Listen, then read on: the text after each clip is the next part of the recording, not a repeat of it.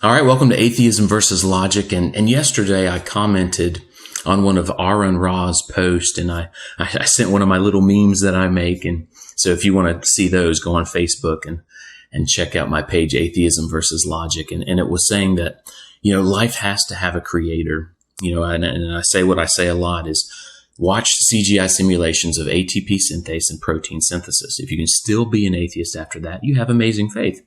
And he said that's a God of the gaps argument, AronRa did. And I really respect AronRa. I like him. And I really appreciate him replying to me. But he said that's a God of the gaps argument. And then he sent a link to his book, which I'm going to go through his series, or I forgot what it's called. It's like it's debunking creationism, but he words it differently. But he said it's God of the gaps argument, and then he says he talks about the evolution of ATP synthase. And so man, I just want to say a few things. Number one, atheists do live by faith. You guys walk by faith regarding chemical evolution. You believe non-life became life, but you've got like zero evidence of it. You've got these hypotheses, you've got these conjectures. You talk about things that have never been observed, like these precursors and protocells.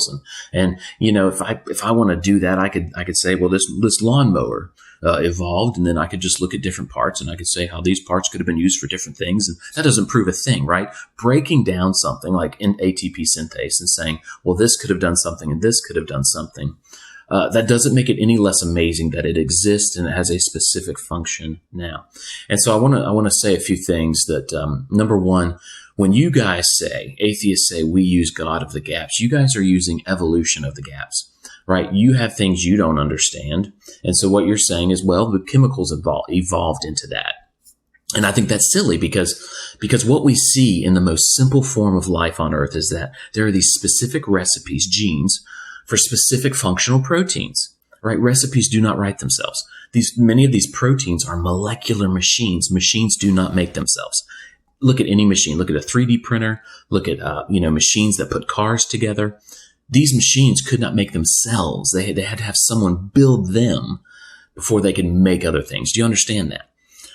So recipes do not write themselves. Machines do not make themselves. And therefore, atheists say, well, you guys are using the God of the gap fallacies. You guys are using the evolution of the gap fallacies of things you have not observed, right? And it's getting harder and harder for you as scientists understand more and they discover more amazing mechanisms inside the most simple form of life.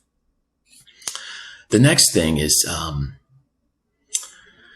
this whole just walking by faith, that faith is believing in something that you can't prove. You think it's real and it's reasonable to you. It's reasonable to me that God created life. It's reasonable to you.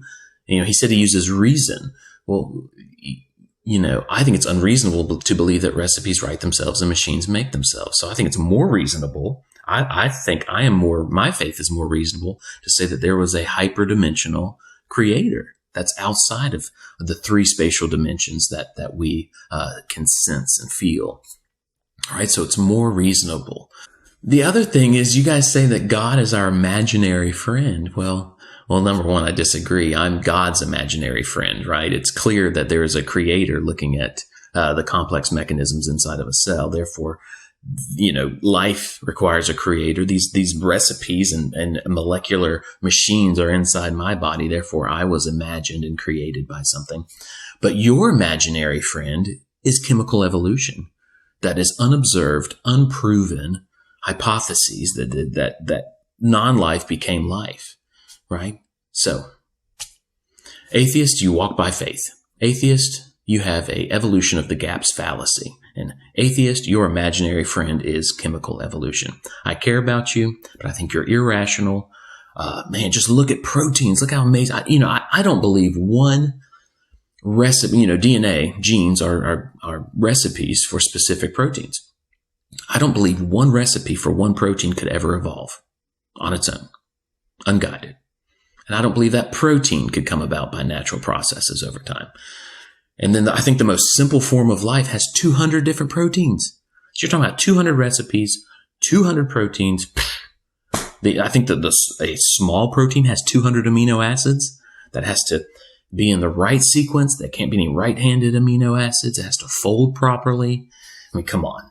All right. I would say chemical evolution is blind faith. At least mine is. It's not blind faith. I'm interacting with God, and I can't prove that to you, but man, at least I'm interacting with the Creator. You can't even interact with chemical evolution. And I believe chemical evolution is blind faith. I love you guys. I care about you, but I think you're being very irrational and you don't know it.